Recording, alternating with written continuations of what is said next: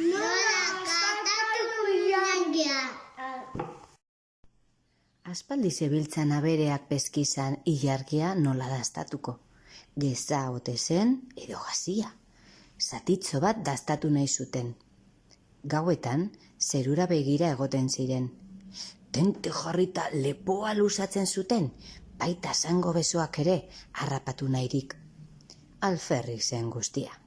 Abere handienak ere ezin zuen ikutu.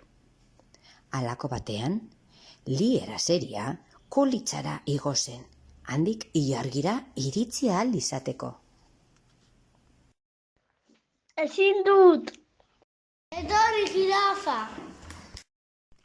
Aitor jirafa laguntzera joan zen. Azeriaren bizkarrean igo, baina... Ezin dut. Etorri dordoka.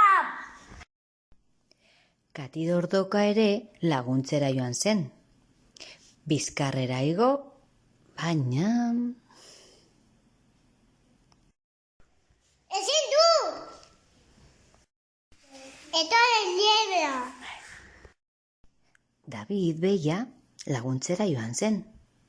Dordokaren bizkarrera igo eta... Nastalut. Beiak ilargiaren zatitxo bat hartu zuen. Eta ondoren, bokadu bana eman zien. Txokolate bat. Espagetia. Espagetia.